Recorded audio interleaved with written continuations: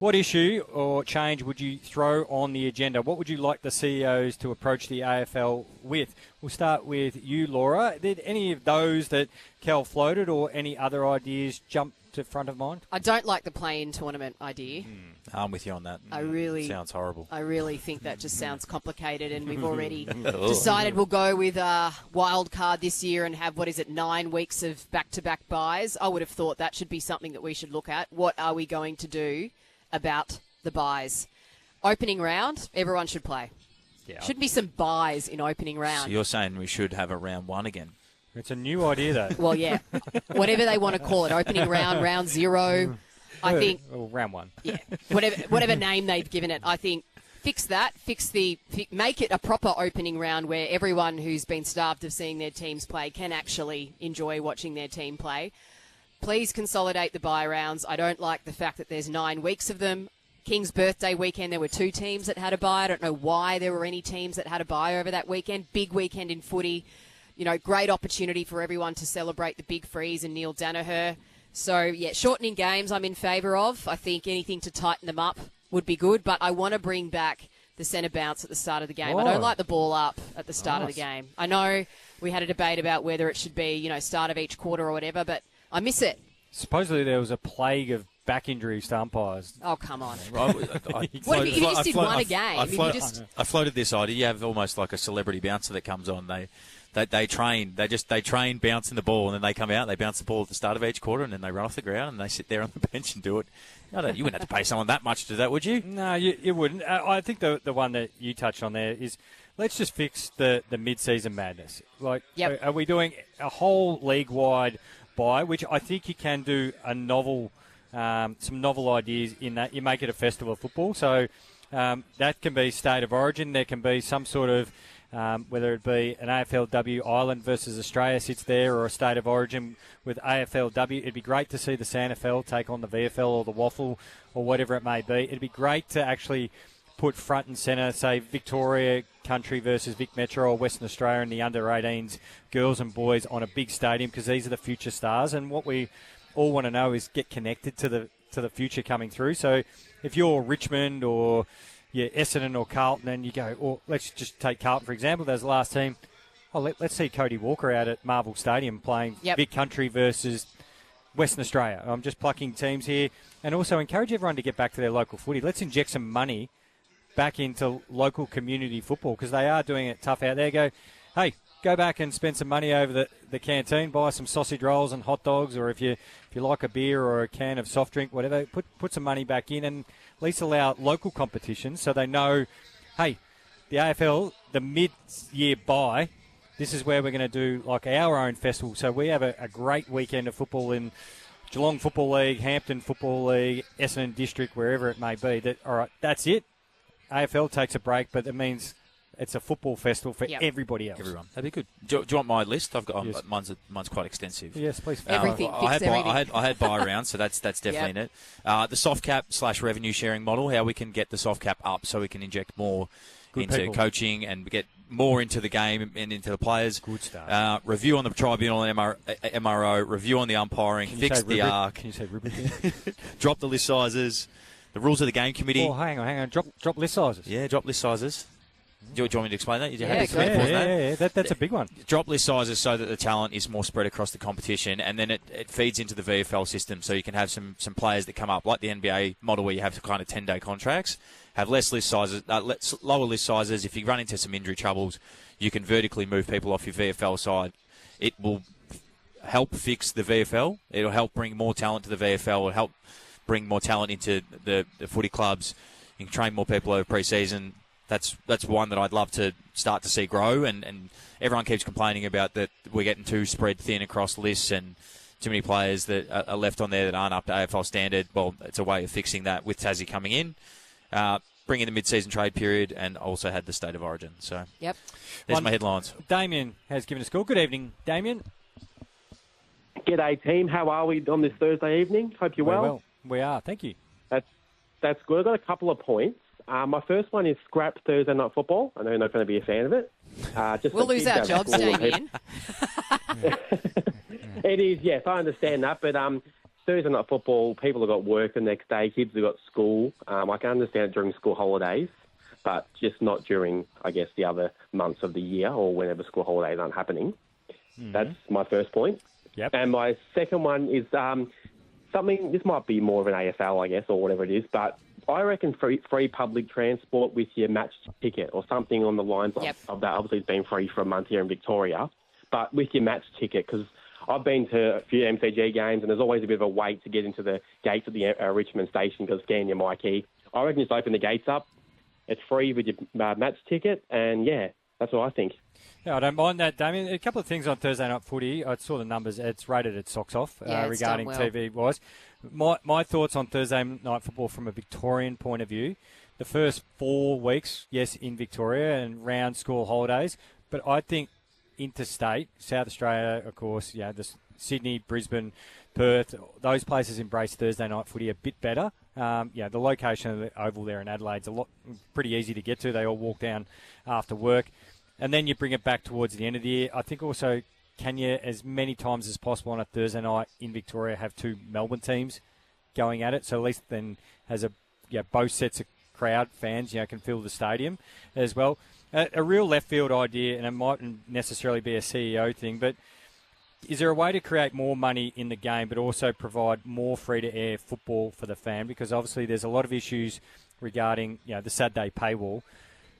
Could they sell off one game to another free-to-air provider? Yep. So whether that be, call it Thursday night's Channel 7, and I'm just saying Channel 9 is Friday, KO's got Saturday, and then whatever happens Sunday. It's a big picture item, but it doesn't matter whether it's on just 7 or 9 gets a game, or 10 or SBS, whoever it may be, but providing another free-to-air game. They will want to make as much money as possible out of this next broadcast deal. So I wouldn't be surprised if they looked at that. But streamers are the big one that's getting talked about. But what does that mean? Paywall. It feels like it'll be Thursday nights with Disney and then Friday nights with Netflix, and Saturday will be with KO, and then Sunday might be with Channel 7. But on radio, you can hear them all. You can hear them all here on 3AW. And you can hear it live as well. Just tune it in. We've got that capability as well. Aaron's up next. Good evening, Aaron. G'day, everyone. How are you going? Good, Aaron. Look, the one measure that I think that I'd like to see introduced is some sort of representation by supporters in the decision-making process.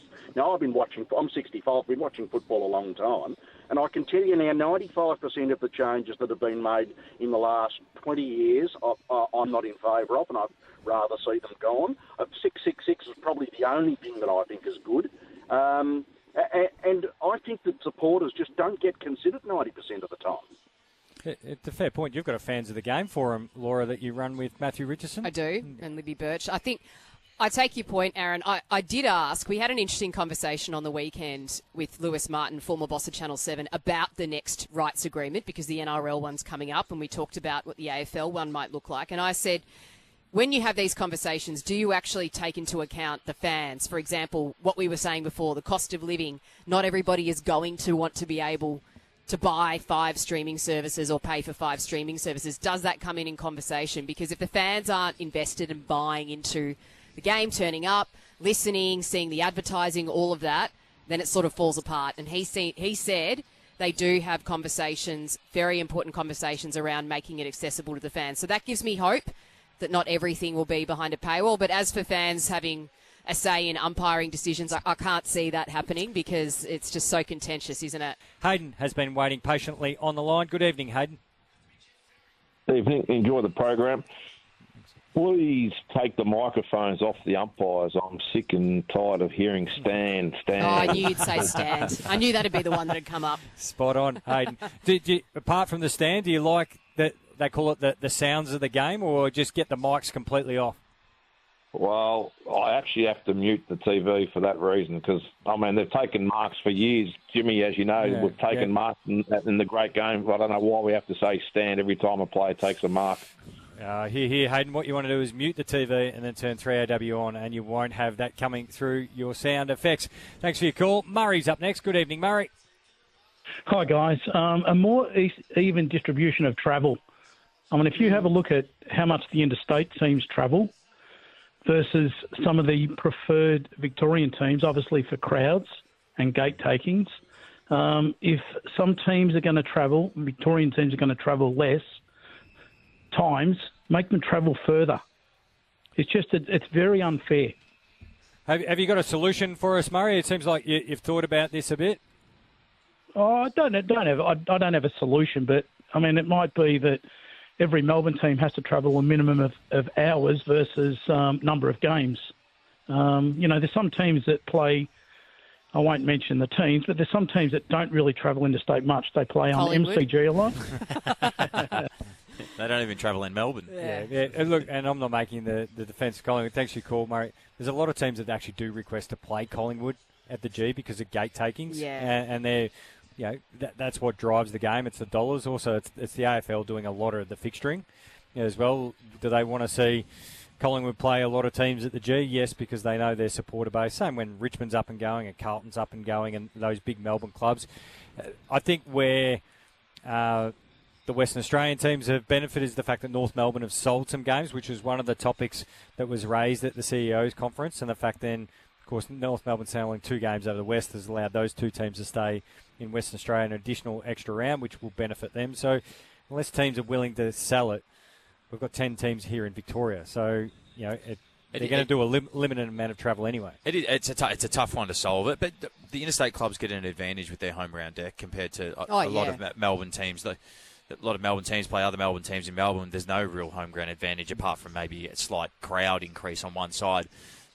Whereas you go to the interstate clubs, they've got their own deck that they train on. They know how to play well in their own conditions. There is a positive on that side. The Perth teams, they're the ones that do it the toughest. From a travel perspective, they get, I know this is only a small thing, but they get first class compared to when Melbourne teams travel over there. They don't get that. It's part of the CBA. So if you can make it as equitable for those two, I think they're the ones that you're trying to do it for. The rest of the clubs, I don't think there's a much easier way of doing it, and that's the hard thing for being an interstate team. Yeah, and the 2 expansion teams, yes, they received the most amount of funding. The reason, because they're new and they're new markets, but they also force them to get on the road a lot more often than other teams because, obviously the Gold Coast Suns play a lot of their home games in Cairns, in Darwin, sorry. The Giants play everywhere else apart from their home ground. Both those teams play 14 to 15 times away from home. Yep. But, that's because they obviously need a lot of money from the AFL. And the AFL says, well, you've got to get out and promote the game. And so it's all, this for that sort of stuff going on at AFL level. Hey, just before we get to the news, I just want to hear from Stephen King because it's almost putting a bow tie, I guess, in what's been a tough week. A lot of debate around Brody Myercheck and, of course, Billy Frampton getting cleared of the tribunal. So let's take a listen to Stephen King. We all have to be really careful and mindful that it was a football incident, but Brody's probably feeling a bit of guilt around him contributing to this as well. And I feel like we have to make sure we understand that Brody's the victim in all this. I don't think he contributed to the incident at all. I think he's just playing the game. Yeah, so I think, at the moment, I can't really speak for how he's feeling because, he's the one at home at the moment, away from his teammates in a neck brace, millimetres from disaster, or potential disaster. So, it's uncharted for me to sort of stand here and think it's just one of those ones where we're just so fortunate he's still with us. Did the tribunal get it right last night to clear Billy Frampton? I didn't see it or, follow the actual tribunal. To me, that was irrelevant. I feel like, this is all my thoughts and prayers are with Brody and his family, but I actually felt like reaching out to Billy as well because I feel like he was just playing the game as well. So it's just one of those terrible accidents. And, I feel for both, but, coaching Brody and what he's going through physically, I'm just making sure that he knows that we all support him and that he hasn't done anything wrong to contribute to this accident. It's pretty well summed up. Yep. Collingwood were able to actually argue the fact that Brody contributed to the accident, but that's Collingwood doing... They had to come up with something. They had to get Billy Frampton. So they said, he was ducking low and that contributed to the downward force, which it probably did. But at the same time, Billy Frampton and Brody Myercheck are mates. Yeah. Premiership teammates, and he felt terrible about it. I think it was the right decision in the end because it was unusual tackle. That's what they also said in the Tribunal case. We haven't seen an example like this before, so there wasn't really a solid precedent. Yeah, we probably have seen instances of it, but it just hasn't resulted in that injury. Which is probably the test of whether it should be suspendable. Is there's probably a similar type tackle might happen 5 times in the game, nothing happens, and no one bats an eyelid. This one just went horribly wrong for so many different small reasons, but I think the right decision got to where it is, and glad Brodie's going well. Yeah, we wish him a speedy recovery. Brodie, my check